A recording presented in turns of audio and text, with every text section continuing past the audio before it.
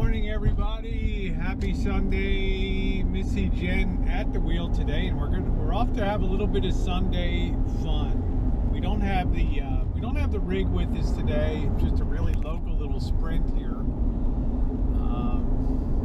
mini little day trip, and it's kind of exciting. We're going to be heading up to Korbel Champagne Cellars, and some of you may have heard of Korbel, K-O-R-B-E-L, is a very famous name in Champagne, and it's North America's longest continually operating champagne winery, which makes it kind of unique.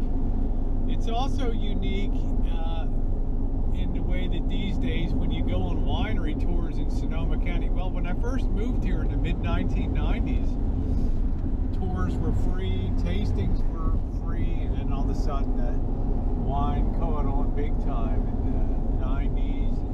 Everybody started going up and down the Napa and Sonoma valleys and just overwhelming some of the wineries with tastings and things, and people getting smashed going from one winery to another. So they ended up really restricting that or putting it on a ticketed tour. But Korbel is one of the last few to give the totally free tour. And well, last time I was up here with my friend Janet and her hubby and Bobby, they were still giving a free tasting at the end of the tour, 5 different champagnes that you could try, which was remarkably generous. So it'll be interesting. I called ahead just to make sure that they're wheelchair enabled. I don't want to have any issues with Jen not being able to enjoy the tour today. So we've kind of confirmed that they do have an old school elevator that can transport her up and stuff. So we're going to have a good time out here. And Korbel Winery is right on the beautiful Russian River out here, which helps provide the groundwater that they pull for irrigating all of their champagne grape vineyards. They have some of the prime land because they were here in the 1880s. The Korbel Brothers bought this and established their winery. So I believe it's also the official champagne of the New Year's Eve ball drop in New York City. So, all right, guys, we will see you as we head out the road here.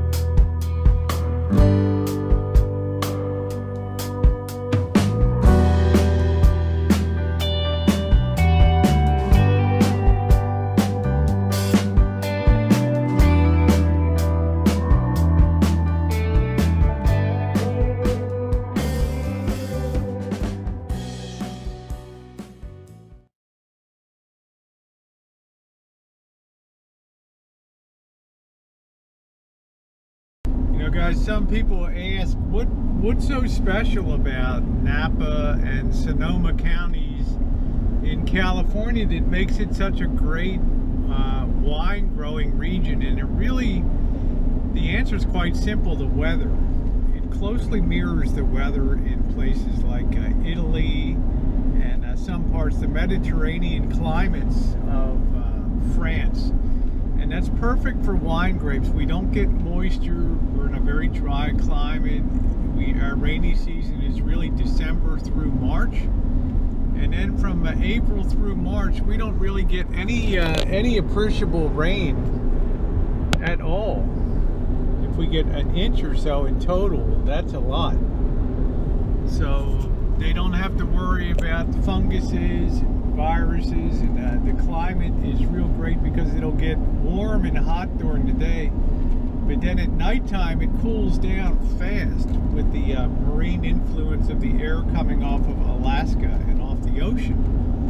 So it cools down very quickly at night, and that heating and cooling does something very special to producing a really good sugar content, which of course you need for fermenting for the alcohol. So we're scooting along beside some vineyards here. You may be able to see them through the trees, and we're coming up to, there's just winery after winery and vineyard after vineyard.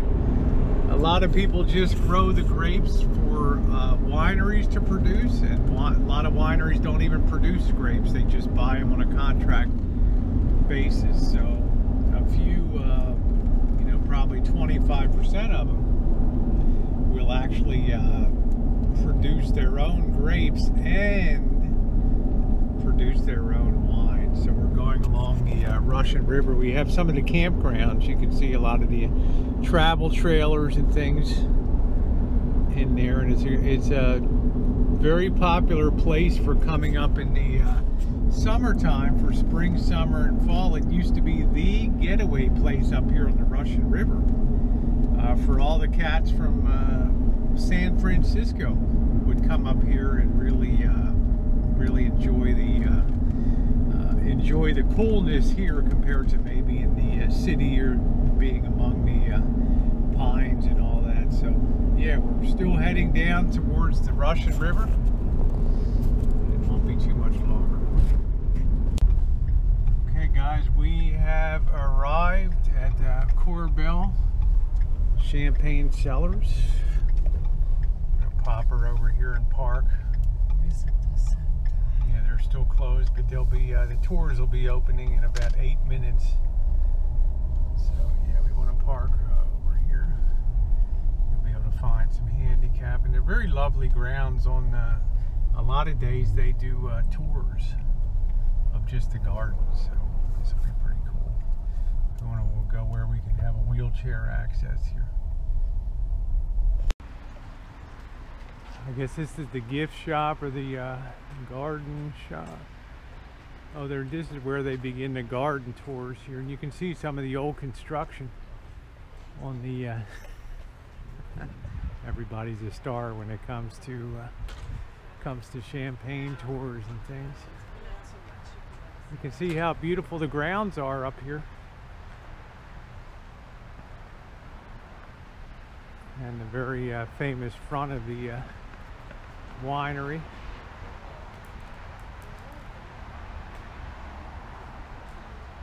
We'll take a look at this down here first. Actually, we'll get on the tour and then we'll come back and do some outside filming. It's a beautiful building here. Korbel Winery, established 1882. We'll be making some more vids on the outside, but you can see how pretty that is with the ivy.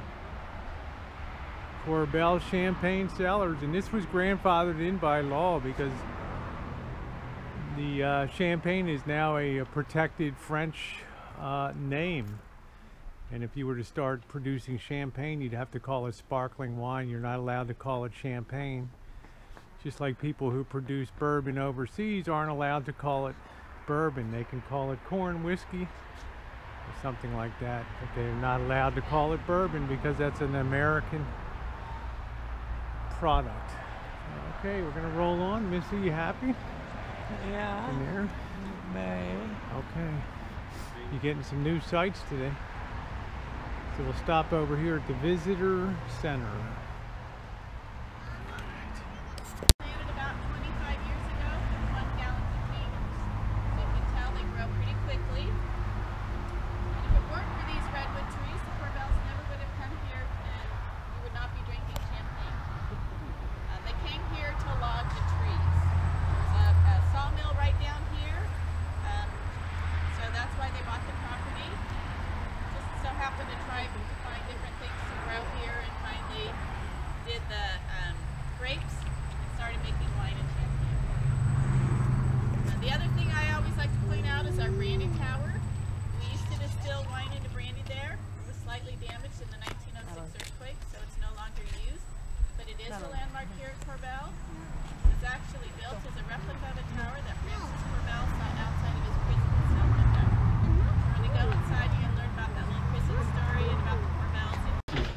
kind of cool, huh? We get a special ride here. Here we go, In going the down. freight elevator. Courtesy of this nice young man here today. So it's kind of cool.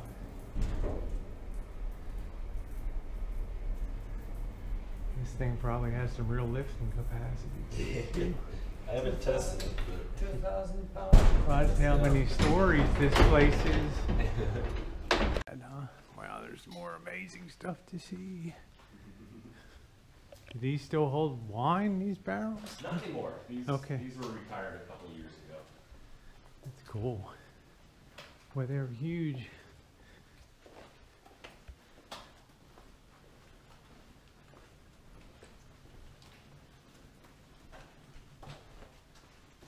This is like our own private tour today. Along the serpentine route of the Russian River and deep within the towering redwoods, the Korbel family came here in the 1850s to build a life, earn a living, and shape their own American dream. Today, their story is largely the story of Korbel, California champagne, a story of American celebrations. But it didn't start there. Extending the product lineup with many styles of California champagne, Korbel maintains its distinction as America's top-selling champagne. Korbel has been a symbol of American celebrations since 1882. From premier sporting events to historic occasions, Korbel has been there for life's toasts. What began as an American dream has, over time, become an American icon. Korbel, California champagne. Retired. The only production done down here, what you see in these barrels, and these all have our cream sherry and torch. We're gonna head this way, go into the tirage room, and then I'll show you how we make our champagne. You yourself.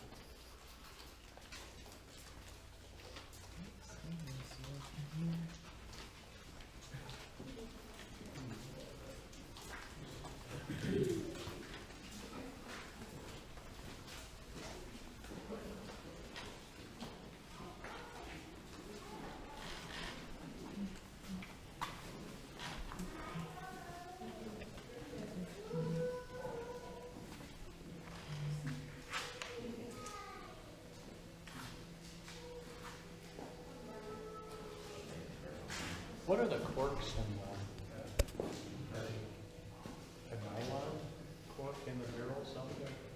Oh, they're probably rubber of some sort. Right. Yeah.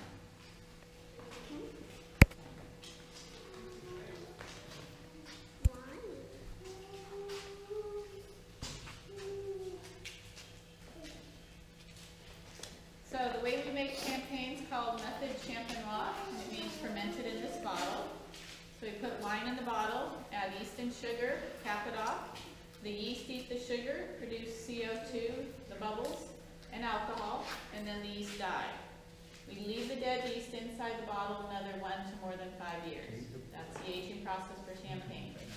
The longer the yeast is left in the bottle, the more the CO2 dissolves into the wine, the smaller the bubbles become, and the more balanced the champagne is. And in the old days, the bottles looked like that, just kind of resting, waiting their turn. Well, after that 1 to 5 years, the yeast gets stuck to the side of the bottle. And we need to take that out before we sell it. That's where the Riddler came in. The Riddler used these racks, which are called riddling racks. What he did was he pulled the bottles out, turned them slightly, and slammed them back in. And a good Riddler here could do upwards of 20,000 bottles a day. Well, when Adolf Heck bought the property, he was trying to modernize things and increase production. He knew it took about 60 days to riddle a bottle, which is a lot of time and effort for that one process. So he went looking for a faster, easier way to do it. Well, he didn't find it. Everybody was doing it by hand. So that's when he designed and patented the automatic riddling machine. We're going to go back upstairs. I'll show you the riddling machine, and then I'll show you how they got the yeast out without taking the champagne with it.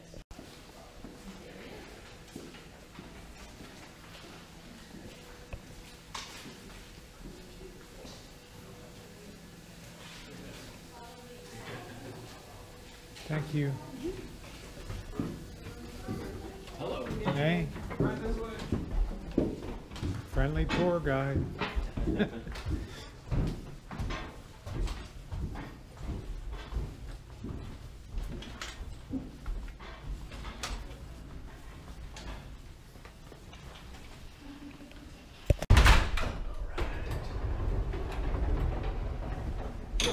Got one up. Oh, this is different elevator, huh? Great elevator. Not as modern as the ones that we have these days, but it still gets the job done.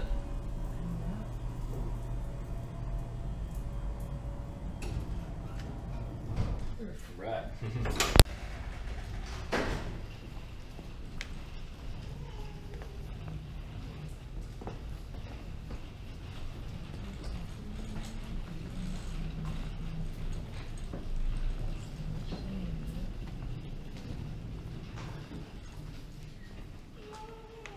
Okay, so these, yeah, right around the corner. We do 1.4 million cases a year, so it's all done right here. Wow. Yeah. So these are the racks that he designed and patented. I'm going to turn them on. They will vibrate and then flip.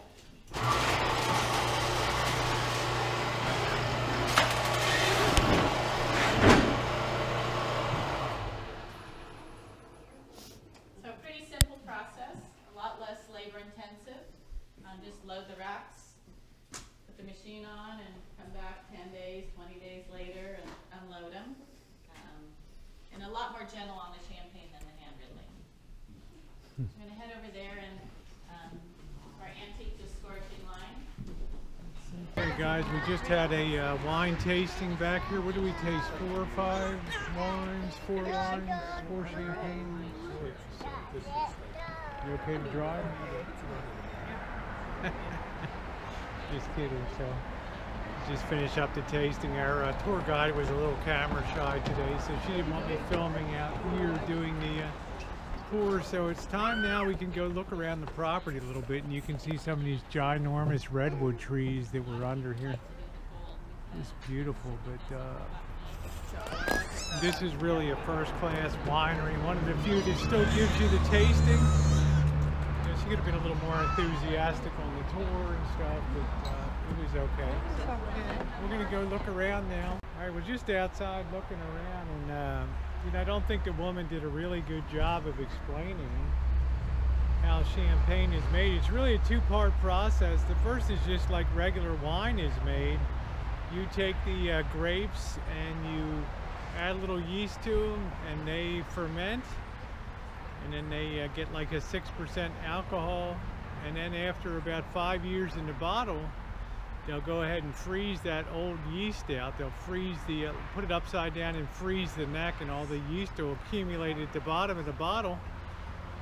They'll extract that, and then they'll put sugar inside of that, and that sugar is what starts to really give it the bubbles and the secondary fermentation.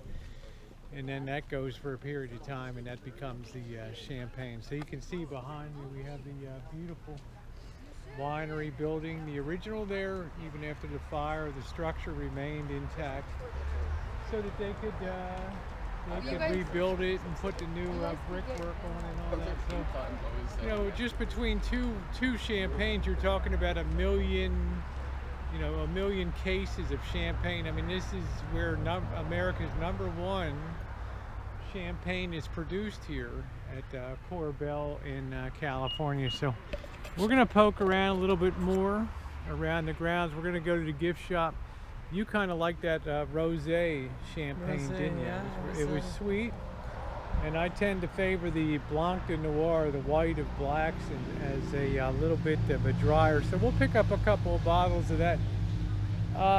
You know, because Jen likes to get her drink on and all That's that. right. So. I used to, my mom and me used to Friday nights get our bubbly stuff, and then we would watch. I don't even want to hear the rest of it, honey. No, it's good. TV. We would guzzle at least 1 or 2 bubbly bottles of bubbles, and Yeah, I think that you would agree, everybody, it's a very spectacular winery in terms of the scenery that you see behind me with the building there. It's certainly visible from River Road here, and then the Russian River is running along behind the beyond the fields, the great vineyards here. And because that Russian River floods periodically every 10 or 15 years, it brings all that silt up and all that minerals from up in the Sierras and things down here, coursing down here. So it's some of the best land, but of course if you came here in the 1880s like they did, then you're going to get the best of the best. But remember, they had to hand clear all of these redwood trees, these things, from the property, and there wasn't any what would you call it, chainsaws, power chainsaws. It was all just brute power. This entire area here was all just and you can imagine those forest, lumberjacks needed about 10,000 calories a day for everything that they were burning. I mean, those boys had to eat big time to keep fueled up to clear the property. So we're gonna poke around a little bit more and check it out. Coming into the wine shop now. Here we are.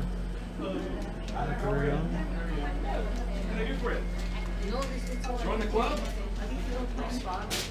There's a tasting room in here. No, nothing gets a discount on the Olympic Cream. I don't even get a discount on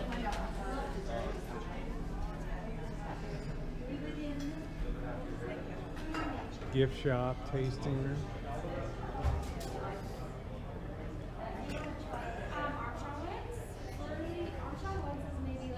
Some of the prizes and ribbons that they've won.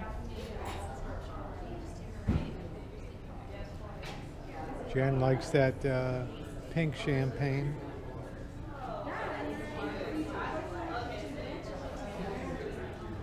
It was a Brut Rosé, I guess that was it. We'll get one of them to take with us. And here goes another tour group, and it's one of the most popular things that you can do. And pardon the sun angle here today.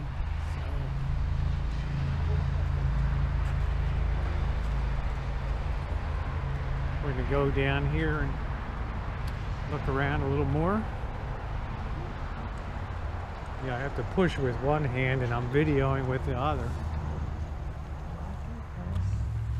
Yeah, okay, I want to get a picture of us here. So there it is. The sun's a little better. You can get an idea of the impressive front of this, and the fact that this survived the 1906 earthquake is pretty amazing, but very solidly built. And the only thing that needed a metal belt was a round tower around the corner. Yeah, we have the old Brandy Tower up here, as she was pointing out, and you can't really see it because it has ivy, but it has a metal band to sort of hold it together. And that's where they used to do the brandy, up there. And the reason he built like that, because it reminded him of where he was imprisoned in Prague before his mother helped him escape and get out of yep. So all right, we're gonna keep rolling around here, keep checking it out. Jen said what she finds impressive is they didn't come here to make champagne at all. When their cigar factory burned down in San Francisco, the Korbel Brothers, they decided to move all their operations up here to Sonoma County, about 45 miles north of San Francisco. And they cleared a lot of this land and stuff, and they had to figure a good use for the land. So they went ahead and planted some grapes, and they found that demand was very good. You know, guys, a lot of, I'll tell you this, a lot of wineries didn't survive Prohibition. That stupid experiment of the 1920s that ended in 1933 with the prohibition of alcohol in America. A lot of wineries didn't survive it, but this is one of the few that did, because they were making altar wines and wines for, quote, medicinal purposes, unquote. Like, that's what I do on Friday night when I have beer, right, for medicinal purposes on there. So they were actually able to survive it. And then, of course, when Prohibition was repealed, they were able to come out strong, mainly because they still had all of their grape properties. And this gives you a good view over here, just a tiny little bit of their holdings, and they have some of the primest, best holdings on the Russian River here for growing the champagne grapes. So we're going to go over to the gift shop now, and Jen wants to get her rosé champagne.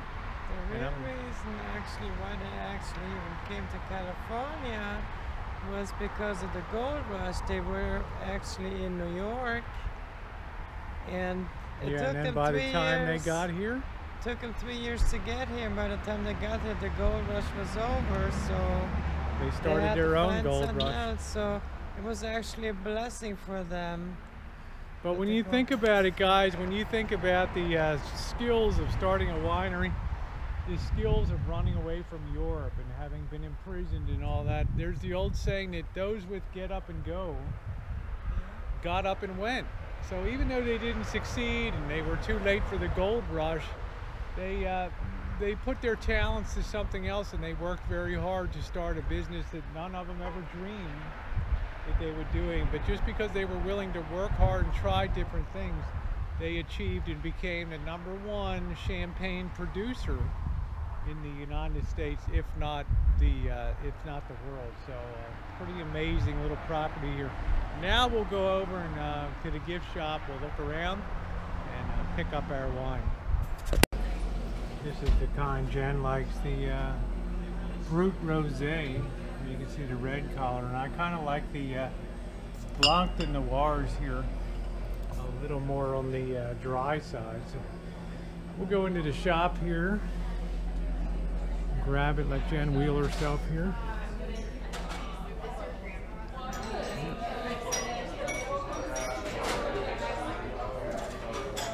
We'll go ahead and get that.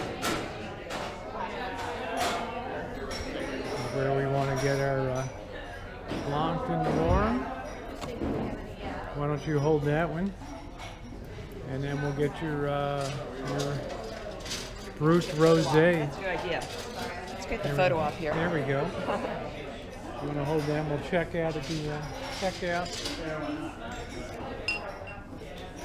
Maybe it's right here. I'm not sure. So this is going to wrap up our day today from the Korbel Winery out here in near Guerneville, California, one of the real vacation spots in Northern California. And you know, a lot of people say California has a ton of problems, and it's you know, I wouldn't want to be in California, you couldn't pay me. Well, it does have a lot of redeeming features and a lot of things that make it beautiful. I mean, where else can you be with can you be within a half hour of America's largest champagne maker on such beautiful ground surrounded by pure beauty? So Jen and I had a great day today. She has her, we have our vino with us, our champagne ready to go. So from Korbel Vineyards out here in NorCal, from Jen and Rosie, have yourself a wonderful rest of your Sunday. Two girls day tripping, Korbel Champagne Cellars.